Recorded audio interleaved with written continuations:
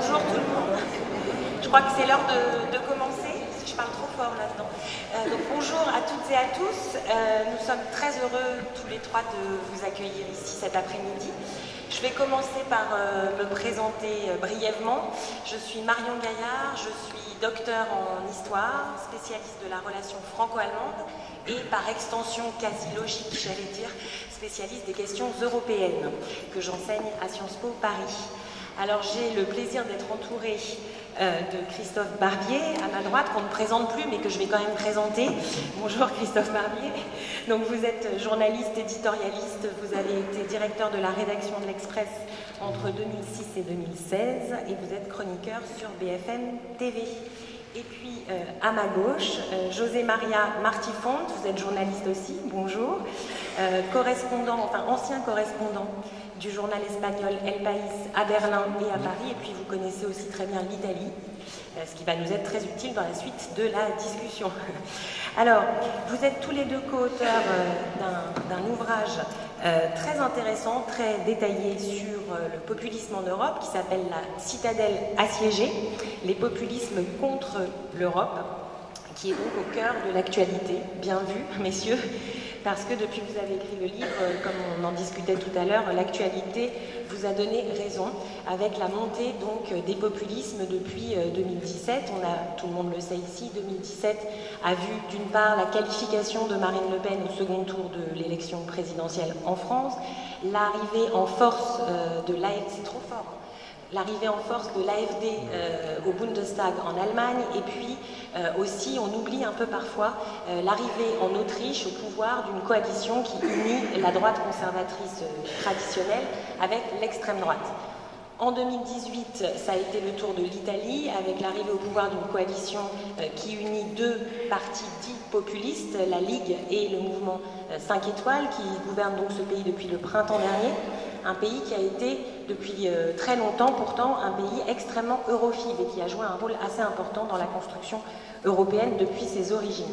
Et puis 2019, l'année prochaine, les élections européennes du mois de mai, qui sont déjà annoncées comme un match entre les partis traditionnels d'un côté et de l'autre ces différents mouvements populistes anti-européens qui vont peut-être bouleverser le fonctionnement du Parlement européen et par là même de l'Union européenne. Alors, ces populismes menacent-ils l'Europe?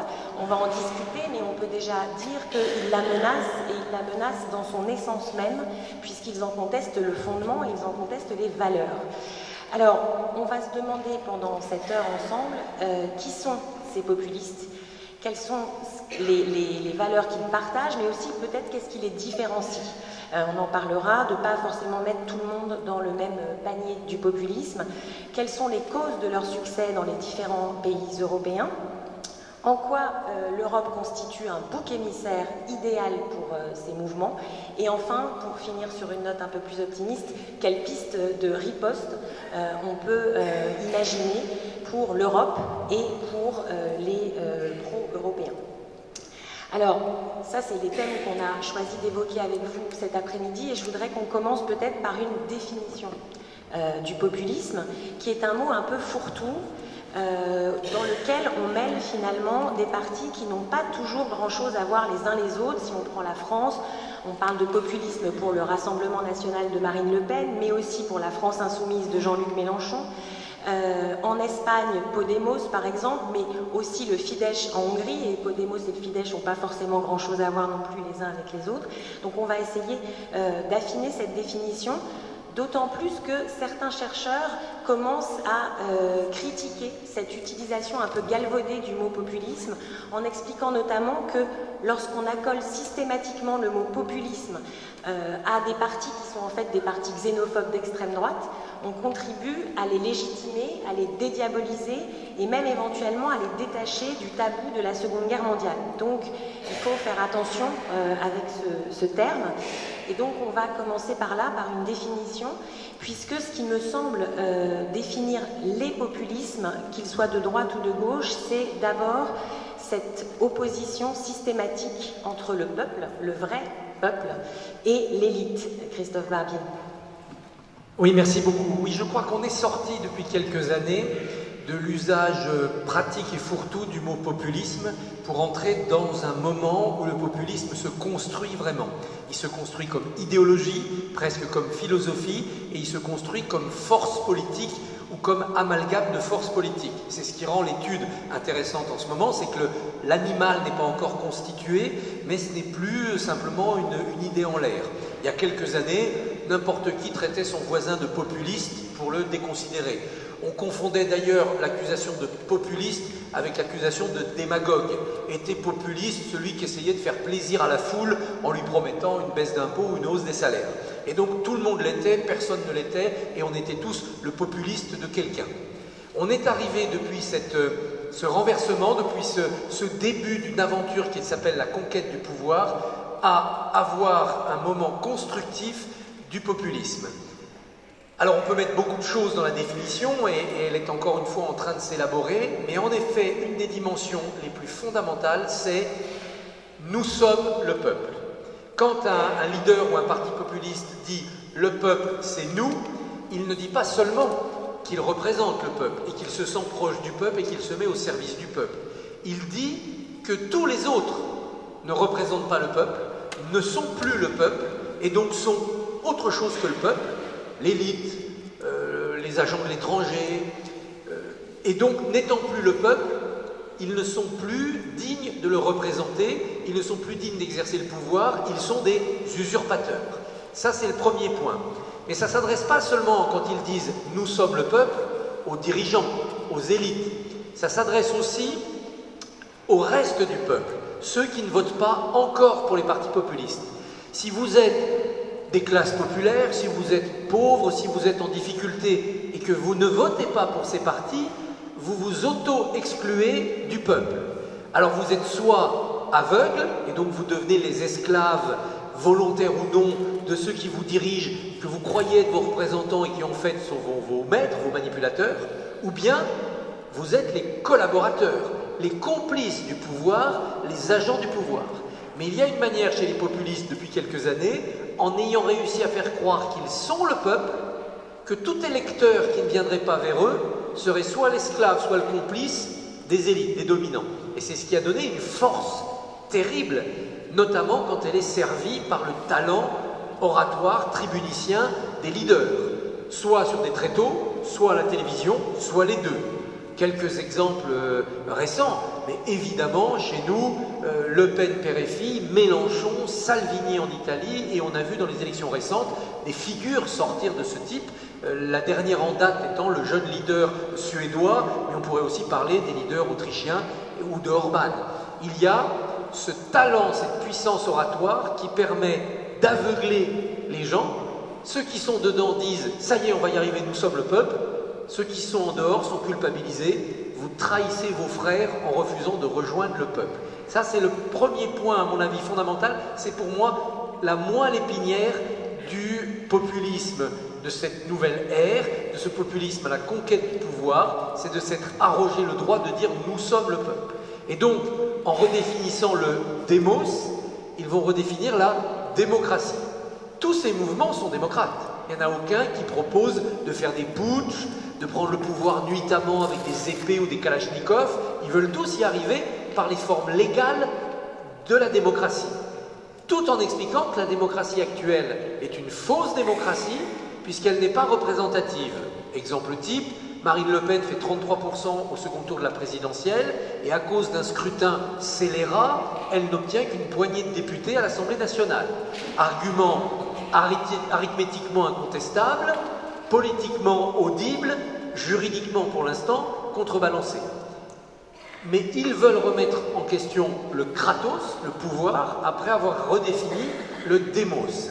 Et ça, c'est une maturité nouvelle de ces mouvements, c'est de respecter complètement les formes de la démocratie, tout en expliquant qu'il faut la dépasser complètement. Et d'utiliser pour cela les nouvelles formes de démocratie plus fines et plus percutantes que nos démocraties représentatives, à savoir les réseaux sociaux, l'opinion, la démocratie directe, mais aussi pour certains mouvements, la démocratie spontanée, de fait, qui est plus forte parfois que la démocratie représentative. Exemple, avec quelques centaines de camarades, vous occupez un terrain pendant 20 ans, et vous empêchez la construction d'un aéroport qui a été validé par des votes successifs, par un référendum et par des décisions de justice. La démocratie de terrain, des militants, des associations, est plus forte que la démocratie des notables, des élites qui élisent des conseils départementaux ou qui tient la justice. Et donc on utilise aussi ces nouvelles démocraties vivaces pour chahuter l'organisation du pouvoir. Redéfinir le démos, redéfinir le kratos et dire nous sommes le peuple, ça me semble être le noyau dur de la définition de ce néo-populisme. On peut après additionner toute une série de critères, mais qui sont plus aujourd'hui débattus par les spécialistes. J'en prendrai qu'un, parce qu'il me semble être une coupure intéressante dans la discussion sur les populismes. Certains considèrent, et c'est mon cas, que les populismes, ces néo-populismes, sont tous, de manière ouverte ou cachée, des nationalismes. D'autres considèrent que non, il y a des populismes nationalistes et des populismes qui demeurent internationalistes. Et je pense que cette coupure est intéressante. Deux petits exemples. Si vous regardez actuellement le populisme autrichien et le populisme italien, ils s'entendent très bien. Mais si vous les portez tous les deux au pouvoir, vous pouvez être sûr que pour nourrir leurs troupes, pour encourager encore leurs militants, leur nationalisme va finir par créer un conflit inévitable entre l'Italie et l'Autriche. C'est le Haut Adige, le Alto Adige, une région à majorité autrichienne et juridiquement italienne. Donc vous pouvez vous en rassurer en disant, une fois qu'ils se seront alliés pour détruire l'Europe et qu'ils auront gagné, ils vont s'entre-détruire et les modérés reprendront le pouvoir. On peut aussi s'en inquiéter parce que c'est évidemment facteur de trouble. Il va de soi qu'il y aurait très très vite des conflits entre une Hongrie nationaliste et une Roumanie nationaliste autour de la région de Cluj, qui est roumaine mais magyare. On peut multiplier les exemples à travers l'Europe et notamment à l'Est. Donc si le populisme est un nationalisme, il a en lui le virus qui va à terme autodétruire l'alliance des populistes, mais entre-temps cette alliance aura peut-être fait beaucoup de dégâts. Si vous considérez que le populisme peut être un internationalisme, alors là vous pouvez imaginer que cette alliance, cette internationale des populismes peut donner demain ou après-demain une nouvelle Europe, ce que Marine Le Pen et quelques autres vont appeler l'Europe des nations. Tous nationalistes, mais aucun belliciste, chacun chez soi, et on se téléphone de temps en temps pour se rencontrer et éviter de se disputer. Donc ça, c'est une césure qui me semble importante dans cette définition à écrire encore du populisme. C'est très important de savoir si c'est un nationalisme ou un internationalisme. Et il y a un cas en France qui est très emblématique là-dessus, c'est Mélenchon. Mélenchon vient de l'internationalisme le plus pur, si j'ose dire, le trotskisme. Et on voit bien que dans son discours, pour garder l'électorat populaire, récupérer l'électorat qui est parti, souvent venant de la gauche, qui est parti chez Le Pen, et asseoir sa conquête du pouvoir, il est obligé de passer par des concessions nationalistes, au moins verbales, si ce n'est politiques, dont la première forme est le protectionnisme économique, dont la deuxième forme actuellement en formulation est le refus de l'immigration, pas xénophobe, le refus de l'immigration pour empêcher ces affreux capitalistes d'importer de la main-d'œuvre bon marché. Donc, interdisons l'arrivée des immigrés, nous les protégerons contre l'exploitation capitaliste, nous protégerons les salariés d'ici contre la baisse des salaires et nous créerons un nationalisme économique.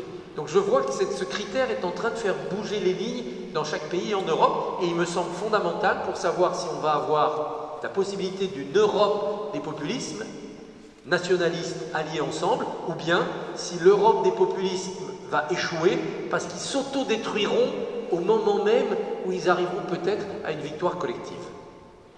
Alors, justement, peut-être que dans la dérive que vous évoquez de la France insoumise et de Jean-Luc Mélenchon sur la question de l'immigration, on peut voir une certaine forme de nationalisme, mais quand même, il me semble qu'on peut faire un distinguo entre des populistes dont la xénophobie est la marque de fabrique, j'allais dire, c'est dans leur ADN, comme le Fidesz ou la Ligue ou le Front National, et la France insoumise, dont l'ADN n'est pas xénophobe à l'origine en tout cas, et il n'y a toujours pas de traces de xénophobie, vous l'avez dit d'ailleurs. José Maria? Oui, il faut dire qu'on a écrit le livre en 2016, et on pensait que le populisme était déjà quelque chose construite, non? Et 2 ans après, je suis d'accord avec ce que tu as dit, on devine qu'il reste encore beaucoup à construire. Il est en train de se développer, il change complètement. Par exemple, cette division entre le populisme de gauche et le populisme de droite. On a l'exemple de Mélenchon, par exemple, ici, mais aussi en Allemagne, Die Linke, qui est un parti qui vient de l'ancienne République démocratique allemande, et était l'ancien parti communiste de l'Allemagne de l'Est, qui a pris un rôle, soi-disant, un peu nostalgique de l'ancien régime, mais qui, dans les dernières élections, devant la poussée de l'Alternative für Deutschland, a commencé à prendre une certaine arôme, une certaine saveur xénophobique. Il faut se rappeler, par exemple, que Sarah Wagenknecht, qui est la leader de ce parti, s'est fait jeter un gâteau de crème pour ses commentaires contre l'immigration. Par la gauche de son propre parti. C'est-à-dire que ce sujet, il est là tous les moments parce que la gauche traditionnelle, la gauche de la tradition communiste, voit qu'il doit regagner ces électeurs qui a perdu, qui sont partis, par exemple en France, vers le Front National. Par contre, il y a un exemple très intéressant. Ça fait 2 ans, on considérait qu'en Espagne, par exemple, Podemos était un parti populiste, et en fait, Podemos était l'exemple plus clair de populisme académique, puisque quand ils sont à Paris sur la scène politique, ils étaient des professeurs de sciences politiques de la Complutense qui se réclamaient dans la ligne de la Clau et Mouffe et le néo-péronisme latino-américain, etc., etc. 2 ans après, justement aujourd'hui, Pablo Iglesias et Pedro Sánchez ont signé un accord pour le budget 2019 en Espagne avec une scénographie tout à fait traditionnelle dans les palais de la Moncloa, en signant comme un parti de pouvoir. Et ils ont déjà laissé partir tous les vieux populismes de gauche, est devenu un parti de pouvoir de gauche, simplement. C'est-à-dire qu'il y a tous ces mouvements qui nous donnent une idée qu'encore cette rivière du populisme est en train de se modifier. Par exemple, on revient sur le cas italien. On ne pouvait pas penser que maintenant, quelqu'un comme Salvini, avec 13% de voix, et de facto les chefs du gouvernement italien. Et que le mouvement 5 étoiles, qui était les gagnants des élections, a presque disparu dans le gouvernement. L'Italie est peut-être un des meilleurs exemples. On me disait en Italie, quand j'ai fait pour écrire les livres, j'étais quelques semaines en voyageant, parlant des gens, bon, le populisme est partout. Si on veut faire de la politique, on doit être populiste. Parce que les formes populistes sont absolument nécessaires. Il n'y a que le populisme pour faire de la politique. Parce que ça, c'est une invention italienne. C'est M. Berlusconi qui a changé la donnée quand il a pris la décision de pousser pour la télévision privée.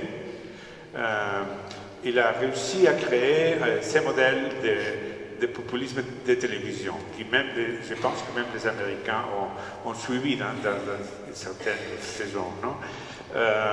Mais une autre chose très différente, c'est les contenus des partis populistes. Parce que Renzi, si on le voit à la télé, il est un populiste.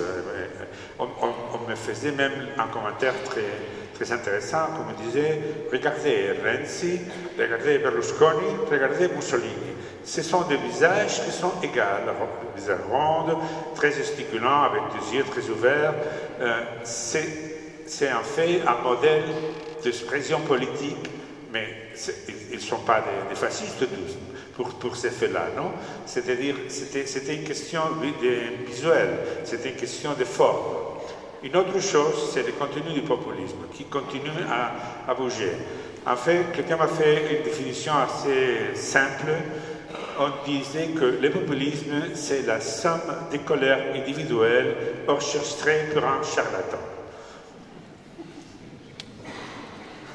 Et avec cette idée et avec les mondes dans lesquels on vit maintenant, surtout dans les réseaux sociaux, dans le domaine de fake news, dans le domaine d'une certaine faisons de lire ce que nous intéresse lire, croire ce qui nous intéresse croire. Le populisme a vraiment la porte ouverte pour compartimentaliser notre société. Et ça, c'est le grand problème que je pense qu'on va se trouver dans les prochaines années, même dans l'année prochaine, pour la construction européenne. La construction européenne risque vraiment de finir, de se détruire. L'Europe est dans un vrai danger parce que, bien que maintenant encore tous les partis vraiment populistes, par exemple, en commençant par Wilders aux Pays-Bas, Le Pen en France, etc., sauf Salvini qui a réussi finalement ce qu'il voulait, ne représentent que 15, 16, 17, 13, 12%. Et ils ont réussi à faire bouger tous les paysages politiques vers la droite et faire entrer dans la gestion politique de l'État, du gouvernement, des sujets qui commencent à peser très lourd dans les jours à jour politiques, comme l'immigration par exemple, avec des préconçus. Parce que je vous mets un exemple qui peut expliquer très bien ça. En Allemagne, le mouvement Pegida, qui est le précédent de Alternative für Deutschland, est né à Dresde. Est né à Dresde, ça fait 4 ans, même avant de l'arrivée des immigrés irakiens et syriens. C'est le 2013, je crois, qu'il est né Pegida. De grandes manifestations à Dresde, dans la Frauenkirche, contre les immigrations, contre la perte de l'identité allemande. Bon, à Dresde, il y a un 0,5% d'immigrants, ils sont surtout du pays de l'Est. C'est-à-dire qu'ils ne sont pas visibles, ils n'existent pas. Mais quand on demande, mais qu'est-ce qu'ils ont fait, les immigrants? Ah, moi rien, mais je vis à la télé, c'est terrible. C'est-à-dire, c'est le pouvoir d'être convaincu de ce qui en est déjà convaincu. Et alors, on trouve toute une nouvelle classe politique extrêmement habile. Et on peut ici commencer par Salvini, mais suivre avec Orban, en Pologne, etc., qui a compris, comme Trump a compris, parce que finalement, tout nous porte vers les grands populismes qui dominent tout, qui est le populisme de Donald Trump, hein, qui a compris la force de cette machine à conquérir le pouvoir, simplement. Et si on réussit vraiment à comprendre ces mécanismes, l'Europe est vraiment en danger. Alors, vous disiez, Christophe Barbier, que les populistes revendiquent en fait, d'une certaine manière, le monopole moral de la représentation du peuple. Pourtant, le peuple, est-ce que ça existe? C'est-à-dire que toute la rhétorique des populismes est fondée sur un mythe qui serait l'existence d'un peuple homogène aux intérêts convergents. Alors qu'on voit bien, et vous citez dans le livre Dominique Régnier, qui est un politologue très médiatisé aussi, il explique très bien qu'il n'y a pas de peuple, il y a des électeurs différents, il y a des agrégats d'électeurs. Donc comment les populistes arrivent à faire vivre ce mythe alors que même dans les électeurs du Rassemblement National ou de la Ligue, il y a des gens très différents, avec des intérêts divergents? Mais c'est tout le devoir et le talent des politiques de transformer des individus ou des groupes d'individus en peuples, que ce soit pour des raisons ou des aventures positives ou négatives. Le Charles de Gaulle a réussi à constituer un peuple gaulliste dont il espérait qu'il fût un jour superposé parfaitement au peuple français. Et c'est le travail des politiques de prendre justement ces individus et de dire à un moment donné que c'est mon peuple. On ne peut pas reprocher aux populistes d'essayer de faire la même chose. Les populistes, pour faire peuple avec l'agrégat des colères individuelles, doivent aller chercher des populations qui sont sensibles au moins à 3 thématiques. La première, ce sont des gens qui ont eux-mêmes ou par ricochet subi les violences des crises économiques. Que ce soit la première crise, celle du choc pétrolier des années 70, qui était en fait le début de la fin du capitalisme industriel, le début du 3e âge, de la sénescence du capitalisme industriel, ou que ce soit la crise financière de 2007-2008, qui a été la première crise du nouveau siècle, c'est-à-dire non pas une crise cyclique, mais une crise de changement de nature pour aller vers la mondialisation, où d'un seul coup, Uber, Amazon, Google s'assoient sur les règles nationales, ne payent pas leurs impôts là où ils créent leur richesse, et nous imposent une sorte de loi de la jungle mondialisée, plongeant évidemment les peuples dans le désarroi économique. Si vous avez été victime de ça, ou que vous avez l'impression qu'à cause de ces phénomènes, vos enfants vivront moins bien que vous êtes un électeur potentiel des partis populistes. Il faut néanmoins ajouter une ou deux autres caractéristiques. La première, José María en a parlé, c'est le trouble identitaire. Qui suis-je? Qui sommes-nous? Où va-t-on? Est-ce qu'on ne va pas être submergé? Soit submergé par un modèle mondialisé, mélange de Coca-Cola, de cinéma américain et de puissance asiatique, ou bien submergé par l'immigration. Oh, il n'y a personne chez moi, mais je les vois à la télé, le tsunami approche. Et donc j'ai une sorte de réflexe identitaire qui m'incite à penser qu'il faut dresser des barricades, se replier. Je suis déjà à moitié convaincu par les populistes. Et le troisième thème, qui souvent est caché dans le deuxième, et qui est très sensible dans notre Europe occidentale judéo-chrétienne aujourd'hui, c'est l'islam. L'impression que l'islam est, dans ses versions les plus agressives, Daesh, ou dans ses versions les plus pacifiques, la démographie, l'immigration sympathique, l'islam est en train tout doucement de colorer par capillarité nos traditions, nos modes de vie, et va en quelques décennies arriver à ce que les plus pessimistes appellent le grand remplacement. Personne ne nous fait de mal, et un jour, hop, nous ne sommes plus chez nous. Et donc ces 3 troubles-là, le déclassement économique, la perte de repères identitaires et l'inconnu sur l'islam, l'islam ne va pas s'intégrer, mais l'islam va nous décolorer, nous acculturer. Ces 3 inquiétudes-là font le fait que vous pouvez dire, voyez, vous êtes un peuple, puisque vous avez 3 peurs communes, vous êtes donc mon peuple, à moi populiste. Et je vais vous apporter des réponses à ces 3 craintes-là. Alors il va de soi que la réponse économique et sociale pour les déclasser de la mondialisation économique est beaucoup plus visible chez Mélenchon que chez Le Pen. Encore que le FN a fait beaucoup de discours sur le thème de l'économie. Le Pen est beaucoup plus en amont, beaucoup plus virulente sur l'aspect identitaire et politique et l'islam que ne l'est Mélenchon. Mais on le disait, Mélenchon y vient. Donc les populismes et plus l'addition possible, l'alliance possible des populismes se fait sur ces 3 critères. Et notre péril n'est pas tant la montée de chaque populisme que l'éventuelle alliance rouge-brun. On le voit en Italie. Voilà, c'est fait, sous des formes bricolées. Est-ce que ça peut avoir lieu en France? Mélenchon et Le Pen passant une alliance? Non. Les modes du scrutin nous en préservent. Mais on ne sait jamais, à un moment donné, les électorats peuvent se transfuser. Et l'enjeu des années qui viennent, et ça commence par les européennes du 26 mai, c'est de savoir si à un moment, le rouge et le brun vont cesser de se neutraliser, permettant aux modérés, le milieu de l'omelette, comme dit Macron, hein, de rester dominants, même s'ils sont minoritaires par rapport à l'addition des 2 autres, ou si les 2 bouts de l'omelette vont trouver un terrain d'entente pour dévorer l'omelette du milieu. Ça, c'est l'enjeu des années qui viennent. Alors justement, sur le mouvement 5 étoiles, vous dites rouge, enfin vous dites une alliance rouge-brun, donc on suppose que le mouvement 5 étoiles est plutôt rouge. C'est en tout cas une forme d'anarchie venue un peu de l'extrême gauche. Beppe Grillo, c'est quand même pas au départ quelqu'un d'extrême droite, c'est un anarchiste, amuseur. Mais pour le coup, chez Beppe Grillo, depuis le départ, il y avait quand même un discours anti-migrant très très présent. José María, parce que vous connaissez bien l'Italie. Le discours, d'abord, il faut dire que dans le cas italien, l'Union européenne a failli.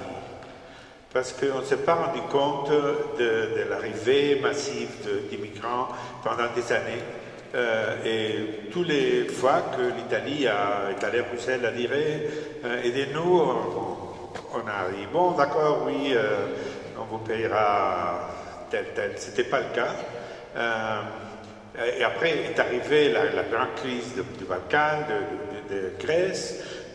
L'Italie a perdu en importance et tout d'un coup ça a repris et le discours identitaire contre cette immigration qui est bien présente en Italie, un pays qui n'avait pas d'immigration parce que c'était un pays d'émigrés, c'était les Italiens qui sortaient, ce n'est pas un pays qui recevait des immigrants. Ce qui est une chose importante à tenir en compte parce que quand on regarde l'Europe, il faut surtout voir les différences.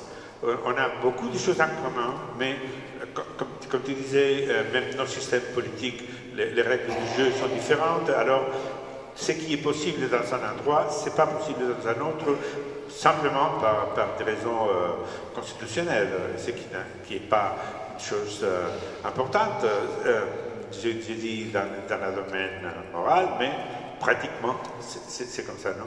Dans le cas italien, et c'est comme le cas espagnol aussi, l'Espagne était un pays d'émigrants, qui tout d'un coup a devenu un pays qui recevait des immigrants à une quantité incroyable jusqu'à la crise économique. L'Espagne a passé d'avoir 2% d'immigration à 15%. Ce sont des chiffres énormes. La chance de l'Espagne, c'est que ces immigrants étaient, une partie très importante de cette immigration était latino-américaine, d'ailleurs parlaient l'espagnol, second, ils étaient catholiques, c'est-à-dire ils avaient les mêmes règles de jeu, et troisième, quand les choses ne marchaient pas, les chômages ont monté, ils sont rentrés chez eux, et maintenant ils commencent à revenir, ils ont laissé quelqu'un de la famille garder la maison, le reste rentrer à Équateur ou à Colombie. Et c'est un phénomène très particulier, qui n'est pas le cas de l'Italie par exemple. Non? Mais un autre chose que je pense que c'est important, c'est la question de l'identité. L'identité est devenue une espèce de mot magique et moi je viens de la Catalogne et je peux vous parler de ça pendant des semaines. Et quelque chose qui marche très bien pour le populisme, parce que quand on parle d'identité, en réalité, on parle de rien. De quoi est faite l'identité? De traditions, de costumes, de blagues. On ne sait pas vraiment, parce que l'identité d'un peuple, d'une société, change constamment.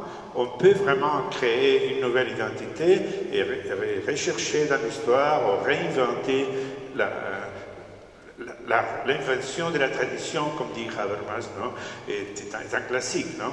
C'est en partie ce qui est passé en Catalogne, mais c'est aussi ce qui est en train de se passer en Pologne, en Hongrie, etc., etc. Là, je voudrais faire un point que je pense qu'il faut réfléchir sur ça. Quand, après la chute du mur de Berlin et la fin de la guerre froide, l'Union européenne décide d'accueillir tous les pays de l'Est.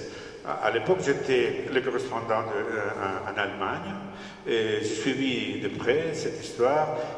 Il y avait des voix qui disaient que ce n'était pas une bonne chose de le faire tout de suite, parce que de l'Allemagne ou de l'Autriche, on connaissait bien ce qui était de l'autre côté. Et nous, en Occident, on ne connaissait tellement bien ce qui s'est passé dans ces mondes opaques de l'Europe de l'Est, de l'Europe de l'autre côté de l'Empire soviétique. Non? Mais il faut entendre que tous ces pays, la Pologne, l'Hongrie, etc., n'ont jamais été des démocraties. Ils ne savaient pas ce qui était vivre dans une société démocratique.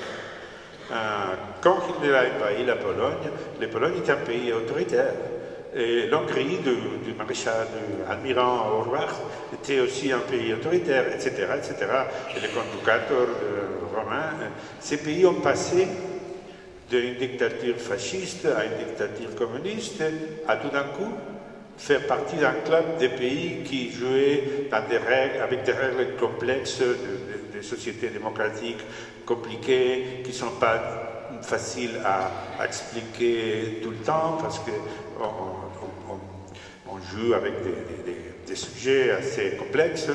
Et alors, a été très facile passer les premières années de fascination pour les Européens, de revenir à l'origine de ce qui sont encore ces sociétés. C'est pour ça que Orbán gagne les élections en Allemagne, c'est pour ça que les frères Kaczynski gagnent en Pologne, etc. etc. Non? Et dans ce domaine, je crois qu'on s'est trompé en faisant l'ampliation à 24, et ça, maintenant, on les paye très dur. Est-ce qu'on avait le choix? On les aurait laissés tomber, ils seraient retombés sous la coupe de la Russie poutinienne. Est-ce qu'il ne fallait pas faire l'élargissement très vite comme on l'a fait?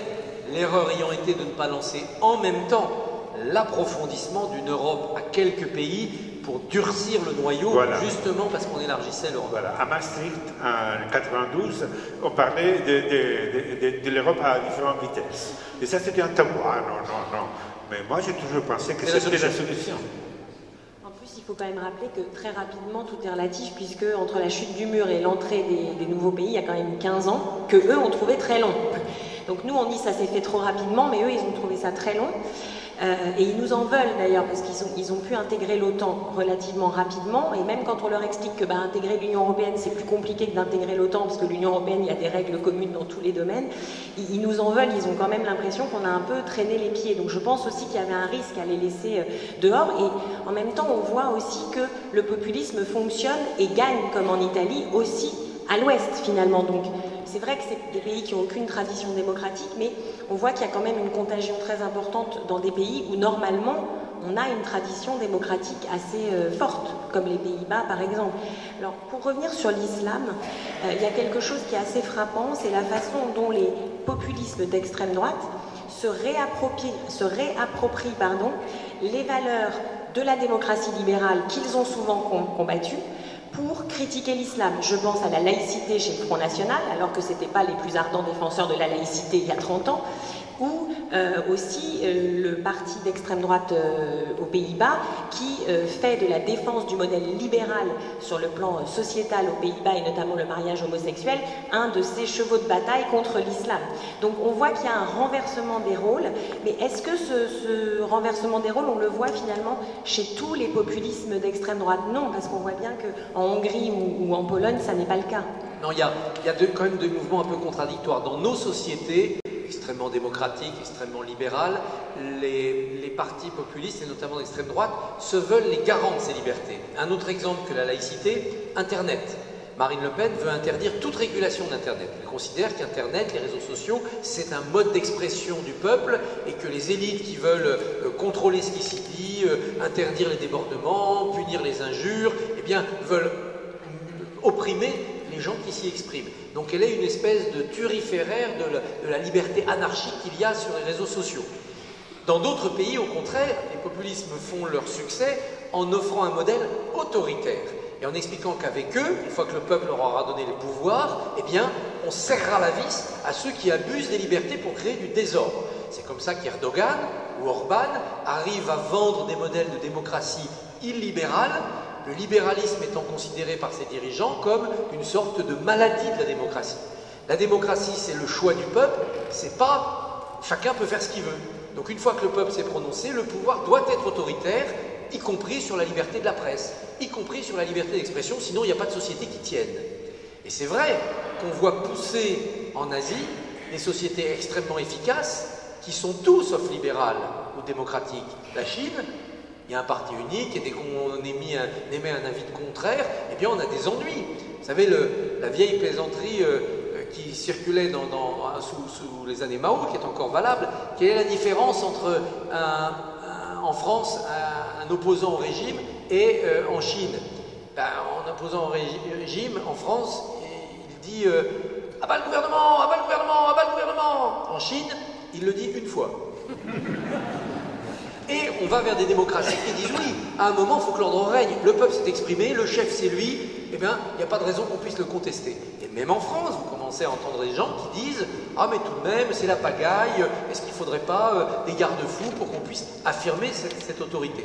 Donc on est sur des tas de domaines dans l'idée que soit le populisme va aller vers la garantie des libertés, y compris des libertés parfois anarchiques, et d'autre côté, la garantie d'une autorité pour qu'il n'y ait pas de désordre. Et ça, c'est contradictoire.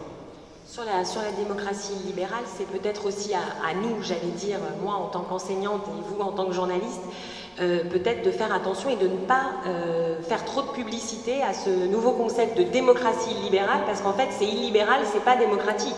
Et donc il faut peut-être dire régime illibéral, parce que ça c'est ce que Orban met en avant, mais de facto, comme vous l'avez dit dès le début, le populisme porte l'antipluralisme et donc l'anti-démocratie. Donc là, peut-être, il faut justement bien replacer les choses pour éviter une séduction trop forte de ce modèle qui serait une démocratie autoritaire. Non, une démocratie n'est pas autoritaire.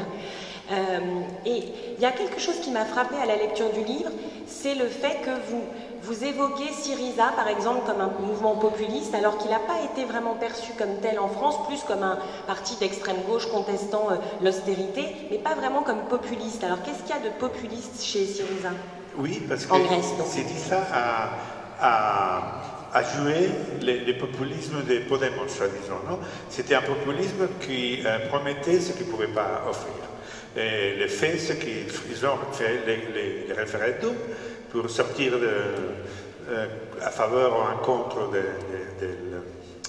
de l'accord pour la dette. Ils ont perdu le référendum et alors ils ont dit, bon, ça va. On accepte l'accord et on devient un parti de pouvoir. Parce qu'ils jouaient dehors du système et ils ont décidé de rentrer dans le système et devenir, comme le cas de Podemos en Espagne, un parti et gérer ce qu'ils peuvent gérer.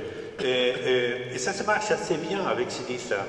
Je ne sais pas s'ils vont gagner les prochaines élections, mais en tout cas, ils ne vont pas les perdre d'une façon très, très grande.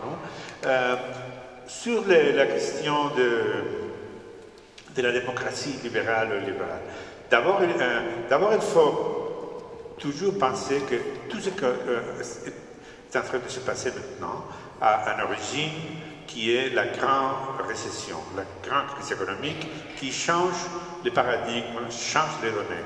Il y a des pays où ça se sent plus, et des pays où ça se sent moins, mais en tout cas, la sensation de que le monde futur va être pire que le passé s'est fait présente en toute Europe. Et les besoins de protection deviennent un besoin très primaire.